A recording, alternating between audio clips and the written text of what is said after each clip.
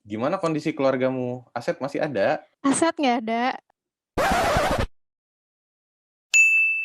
Ini bisa ada ruang buat sponsor, jadi kayak sambil gua ngobrol gitu kan, mungkin kalau ada teman-teman dari brand yang pengen product placement di situ kan sini, itu kan masih kelihatan bisa lah. Atau misalnya minuman gitu kan, minuman, wah di sela-sela minum. Kembali lagi di Cubits, curhat berbayar tapi gratis. Kali ini gua sudah bersama seorang wanita bernama Restu. Nama panjangnya Doa Restu. Halo Restu. Halo Kak. Halo, apa kabar Restu? Halo. Sehat-sehat? Alhamdulillah sehat. Amin. Sekarang mau cerita apa nih? Kemarin sih curhatnya tentang kondisi ekonomi keluarga sih Kak. Jadi bapak tuh punya kelilit hutang gitu, nyampe miliaran, dan nyampe sekarang mungkin baru seperempatnya bisa dibayar. Terus kayak akan jatuh tempo beberapa tahun lagi. Ya gitu deh pokoknya. Oke. Oke, utang miliaran baru kebayar. Oke, terus gimana kondisi keluargamu? Aset masih ada? Aset nggak ada. Bapak dulu rental mobilnya ada puluhan, terus habis semua karena ada yang ditipu atau nggak bisa bayar leasingnya. Kemudian rumah udah dijual, sekarang kami tinggal di rumah eyang. Dan bapak udah nggak bisa lagi ngasih nafkah ke ibu, jadi ibu kerja sendiri. Ya kurang lebih keadaannya gitu sih. Oke. Ini agak pelik ya situasinya. Kamu gimana? Gimana kondisimu? Alhamdulillah saya udah kerja untungnya, cuman karena ya pandemi ini jadi dikurangin hari kerjanya, cuman ya Alright. udah bisa nggak minta lagi lah gitu. Ya. Cuman khawatirnya sama bapak, karena bapak tuh karena utangnya nggak cuman di satu sumber, Mhm. jadi ada beberapa sumber dan suka nagih-nagih, ada yang ngancem dibunuh, ada yang ngancem pidana gitu. Jadi gitu deh. Right. Terus kondisi keluargamu gimana? Bagaimana kalian menghadapi ini semua? Kamu berapa bersaudara? Mmm, saya 2 bersaudara, cuman ada 2 sepupu yang yatim piatu ikut di rumah sama ibu. Oke. Untungnya sepupu yang yatim piatu itu ada yang membiayai, jadi ya Hmm. alhamdulillah juga sedikit teringankan. Kalau Oke. ibu sih ya ibu lebih ceria dari saya, jadi kayak kalau misalnya, ada masalah, ya udah let it flow, tetap Ya. berusaha buat bisa menghidupi keluarga gitu sih. Right. Cuman kalau saya lebih tertekan, Tertekan maksudnya kenapa? karena bingung aja gitu, kalau Hmm. misalnya nanti suatu saat bapak kenapa-kenapa gitu kan. Jadi nggak lepas dari pikiran bapak gitu setiap hari, bahkan saya juga ini sih Kak, pergi ke psikiater.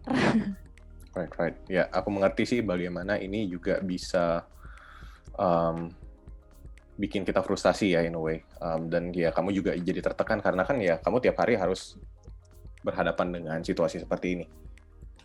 Iya bener. Oke. Terus gimana dari ke psikiater? Apakah sekarang jadi lebih membaik atau tetap gitu aja? Ini dari kapan kejadiannya BTW? Kejadiannya sebenarnya kalau untuk hutang itu udah sangat lama dari pertama kali bapak bisnis, cuman yang sampai akhirnya ditipu dan rugi bangkrut itu sekitar 2017. Di 2017. Udah Oke, 4 lumayan. tahun. Ya, 4 tahun. Sabar ya. Kalau Um, iya, ya terus? kalau untuk ke psikiater sih alhamdulillah pasti ada progres, cuman emang kadang naik, kadang turun, jadi emang harus masih rutin pergi Ya, dan rutin minum obat. yang kamu takutkan, yang kamu bingungkan itu apa? Kecemasanmu apa?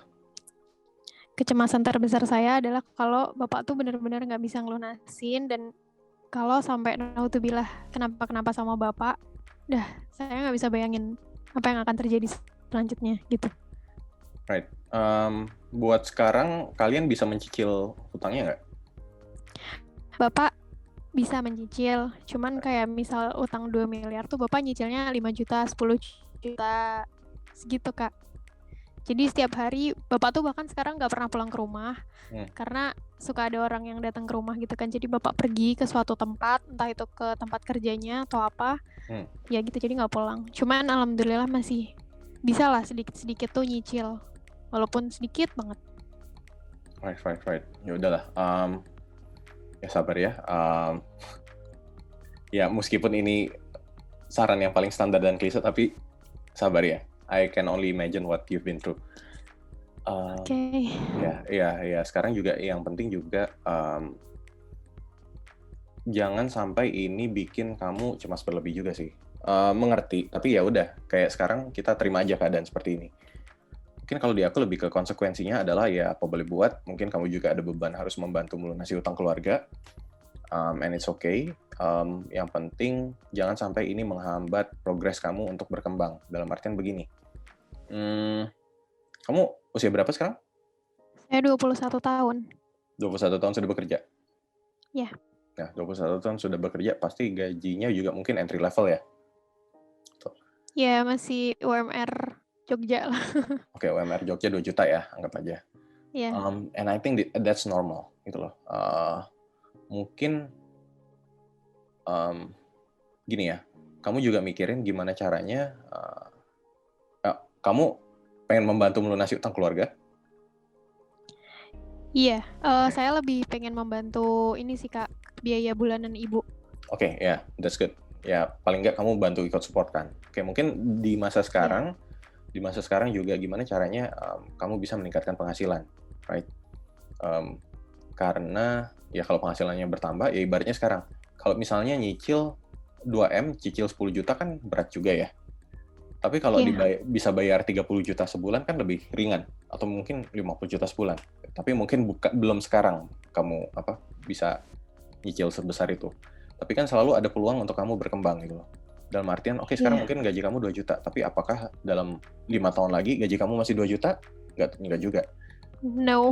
Iya kan, ketika kamu sekarang bekerja sebagai apa misalnya? Saya di dapur, cook. Cook. Oke, semakin kamu ekspor makanan, mungkin kamu bisa menemukan rasa sendiri yang enak yang bisa kamu jual. Gitu. Jadi kan ya mungkin nanti kedepannya juga kamu bisa bikin usaha makanan. Banyak sekali yang bikin restoran juga sekarang sukses gitu kan. Dan sekarang justru UMKM kuliner juga banyak banget yang naik. Dan ini juga bisa jadi peluang buat kamu. Mungkin kamu bisa, ya selain kamu bekerja, kamu bisa nyiptain menu sendiri atau apa yang bisa kamu jual, sehingga nanti juga ada potensi penghasilan kamu meningkat. Gitu loh. Jadi meskipun sekarang 2 juta, bisa nggak setahun depan jadi meningkat gitu, jadi 4 juta. Bisa nggak tahun depannya lagi meningkat lagi, jadi 8 juta gitu. Dan seterusnya. Jadi ada peningkatan gitu loh. Iya. Jadi dari sisi pemasukan kamu sudah meningkat. Sekarang tinggal ngatur pengeluaran. Ya apa boleh buat, lifestyle kamu harus humble. Gitu. Lifestyle humble ya nggak apa-apa. Ibaratnya orang-orang pada pada liburan, pada makan di restoran mahal, ya mungkin konsekuensinya dari kamu, karena kamu pengen support keluarga, itu bukan prioritas. And that's okay with that. Kalau kamu misalnya nggak tahan ngeliat di Instagram isinya feed yang lifestyle semua, unfollow your friends gitu. Atau shut down aja dari Instagram. Gitu. Karena prioritas kamu sekarang bukan lifestyle. Prioritas kamu adalah membantu keluarga kamu. And that's okay. Gitu. Jadi, kalau kamu terlalu yang tadi ya, kamu sekarang mungkin terbebani dengan, kamu terlalu mencemaskan masa depan di mana kamu harus membayar beban utang yang besar. Betul, itu betul. Itu nggak usah kita deny, itu benar. Tapi di satu sisi, kamu juga, ketika kamu terlalu sibuk mikirin kecemasan ini, kamu malah missing out bahwa sebenarnya ada peluang kamu untuk meningkatkan penghasilan, sehingga kamu juga bisa berkontribusi lebih banyak ke keluarga kamu. Gitu. Jadi ada opportunity juga yang sebenarnya harus kamu lihat. Nah, ketika kamu lihat ini, jadi terbalance kan. Jadi kayak, mungkin ini buruk, tapi ada yang aku lakukan untuk membuat ini jadi tidak seburuk itu. Gitu loh.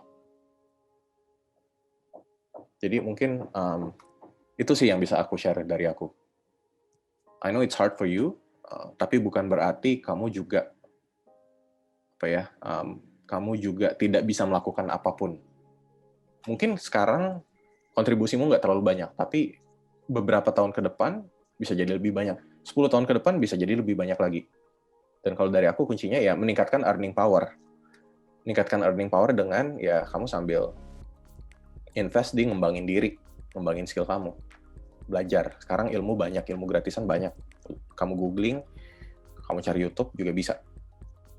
Nah, cari juga side job apa yang bisa kamu lakukan untuk menambah income. Misalnya kamu, oh yaudah dengan saya menulis, saya bisa nyambi jadi social media admin. Gitu loh. Jadi ketika di masa kamu bekerja, jadi chef, pulangnya masih bisa nyambi-nyambi ngadminin, atau Sabtu Minggu bisa nyambi ngadminin akun sosmed, OL shop, nambah pemasukan.